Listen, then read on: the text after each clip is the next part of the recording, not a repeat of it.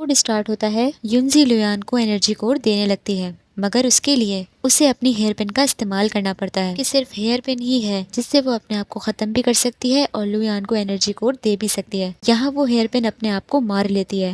इसकी वजह से एनर्जी कोड लुयान के अंदर चला जाता है।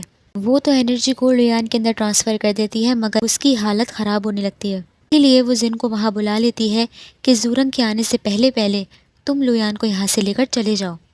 जिन को वो अपनी हेयर पिन देती है और इससे कहती है कि ये पिन लुयान को तुम दे देना और साथ ही साथ अब से ये तुम्हारा मास्टर है। को इस बात का एहसास होता है कि अब वो मरने वाली है, इसीलिए वो इन दोनों को वहाँ से भेज देती है। युनजी को लुयान से जब मोहब्बत होती है तब उसे प्यार का मतलब समझ आता है कि इंसान उस शख्स के लिए अपनी जान भी दे सकता है। इतने में ही युनजी की डेथ हो जाती है और उसका सिर्फ पंख ही बचता है।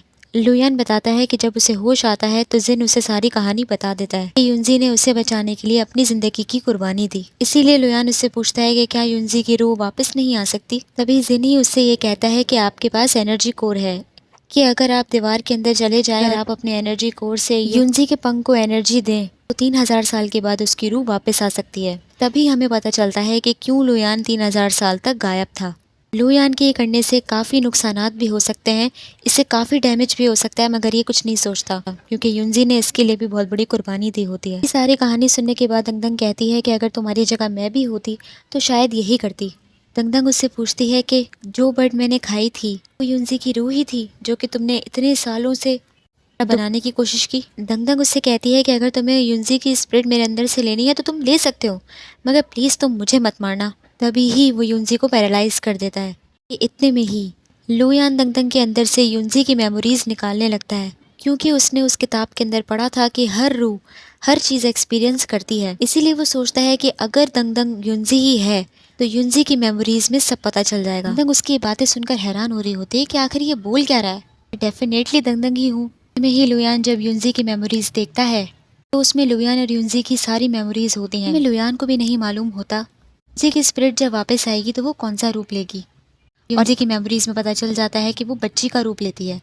ही वहाँ पर दंगदंग के अम्मा अब्बा को दिखाते हैं, युनजी को अपने साथ लेके जाने की बात कर रहे होते हैं और ये भी कह देते हैं कि उनकी बेटी दंगदंग की डेथ हो चुकी है। ये सब देखकर दंगदंग हैरान हो जाती है कि ऐसा कैसे हो सकता है, दो तो दंगदंग कैसे हो सकती हैं।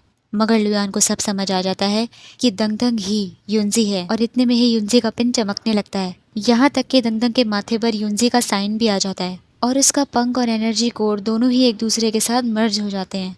लुयान जब दंगदंग को युनजी बुलाने लगता है और उसकी तरफ आने लगता है तो दंगदंग अपना चाकू निकाल लेती है और उससे कहती है कि ये बहुत ही बकवास खेल खेल रहे हो तुम मेरे साथ। अगर तुम्हें युनजी की रूह लेनी ही है और मुझे मारना ही है तो ऐसे ही मार दो। लुयान उसे बताता है कि असली दंगदंग की डेथ बचपन में ही हो चुकी थी। यू फैमिली ने तुम्हें अडॉप्ट कर लिया और एनर्जी के जरिए तुम्हारी आइडेंटिटी को कवर कर दिया, जिसकी वजह से मैं भी तुम्हें नहीं पहचान पा रहा था। पर दंगदंग उसी किसी बात पर यकीन नहीं कर रही होती। वो इसे ये भी समझाता है कि मैं तुम्हें एनर्जी कोर वापस लौटाने के लिए आया, मगर वो उससे कहती है कि जिस लड़की को तुम पसंद करते हो जाकर एनर्जी कोर देना।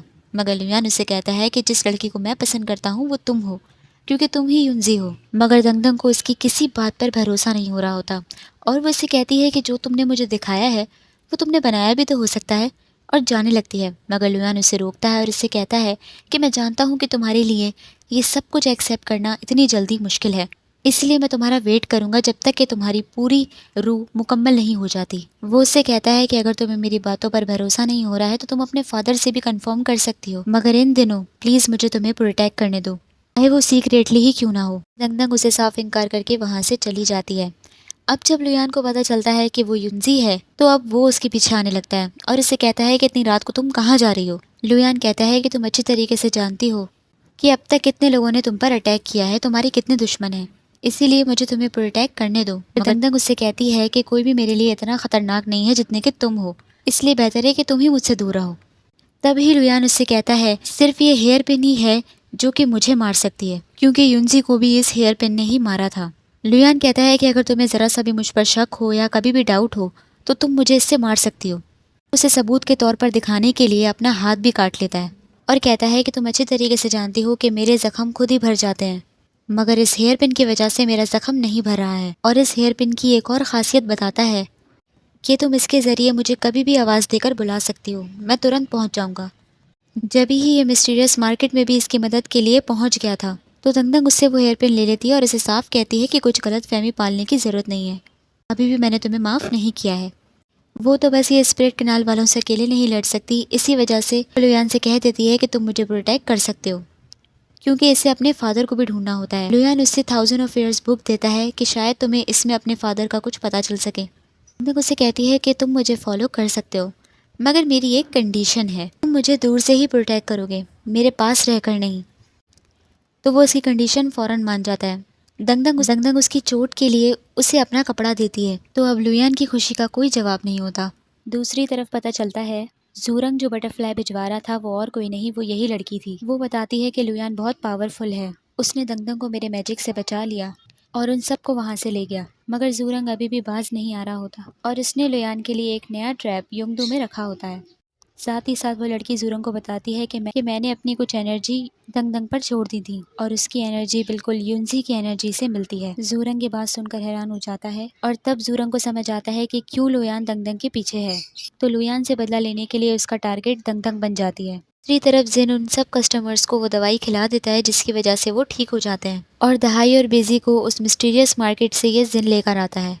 यहाँ ये सब उस लड़की को पकड़ लेते हैं, मगर जब इन लोगों को पता चलता है कि वो इन छोटे स्प्लिट कनाल बच्चों को पाल रही है और इसके अम्मा अब्बा युंगडू में गायब हो चुके हैं और वो अपने अम्मा अब्बा का पता लगाने के लिए ही इस तरीके से पैसे कमा रही है कि युंगडू के पुलिस स्टेशन में जाकर अपने अम्मा अब्बा का पता लगा सके। इसकी ये सारी कहानी सुनकर दंगदंग को इस पर तरस आ जाता है और वो कहती है कि मैं भी युंगडू ही जा रही हूँ, मैं तुम्हारे पेरेंट्स को ढूंढने में तुम्हारी मदद करूंगी। वो लड़की बहुत खुश हो जाती है और साथ ही साथ जिस दवाई से वो अपने कस्टमर को बेहोश करती है वो दवाई ही लुयान खत्म कर देता है। दूसरी तरफ दंगदंग अब जाने लगती है, मगर लुयान उसको उसी टाइम फॉलो नहीं कर रहा होता। ये देखकर दहाई भी हैरान होता है कि आखिर इससे क्या हो गया, मगर लुयान ने दंगदंग से वादा किया होता है कि वो उसे दूर से प्रोटेक्ट करेगा, इसीलिए वो उसके दूर जाने का वेट कर रहा होता है और जैसे ही वो थोड़ा दूर जाती है फिर वो उसे फॉलो करने के लिए आ जाता है। दूसरी तरफ ये लोग लुयान को बाहर खाना खाते हुए देखकर हैरान हो रहे होते हैं कि वो तो वो बंदा है जो बाहर बैठ के कभी भी इस तरीके से खाना नहीं खाता, हमेशा अंदर ही खाता है, मगर वो ये सब कुछ दंगदंग की वजह से कर रहा होता है। इन उसे समझाता है कि हमें दंगदंग को दूर से प्रोटेक्ट नहीं करना चाहिए, क्योंकि अगर किसी और ने उसे नुकसान पहुंचा दिया तो। मगर लुयान कहता है कि अब मैं दोबारा दंगदंग के साथ कुछ भी बुरा होने नहीं दूंगा, किसी भी हाल में नहीं।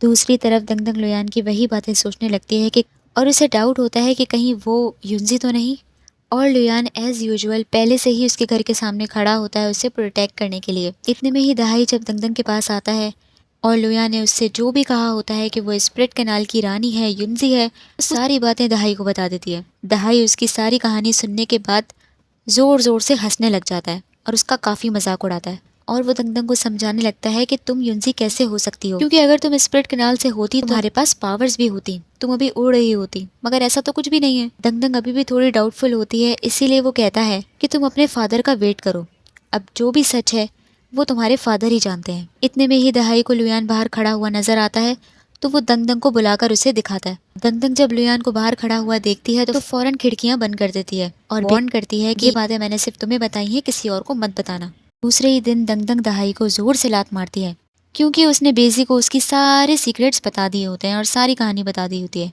तो वो उसे डांटती है कि मैंने तुम्हें मना किया था, और यहाँ तक कि बेजी भी उसका मजाक उड़ाने लगता है। इतने में ही लुयान वहाँ फिर से आ जाता है। यहाँ मौसम काफ़ी ही गर्मी वाला होता है।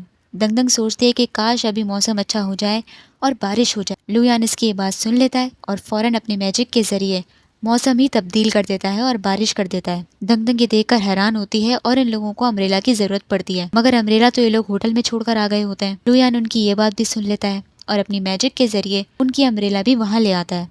अब दंगदंग को शक होता है, वो समझ जाती है कि ये सब कुछ लुयान ही कर रहा है और उसे ढूंढने लगती है कि इतने में ही उसे सामने लुयान खड़ा हुआ नजर आता है। वो उन सब के लिए अम्ब्रेला का बंदोबस्त तो कर लेता है, मगर वो खुद वहाँ खड़ा होकर भीग रहा होता है। दंगदंग सोचती है कि क्या मैं उसे अम्ब्रेला जाकर दे दूं, मगर फिर वो सोचती है कि नहीं, मैं सॉफ्ट हार्टेड नहीं हो सकती। बेसी दंगदंग को देखकर समझ जाता है कि वो लुयान के लिए परेशान हो रही है और जब तक उसे अम्ब्रेला नहीं मिलेगी वो उसके लिए सोचती ही रहेगी।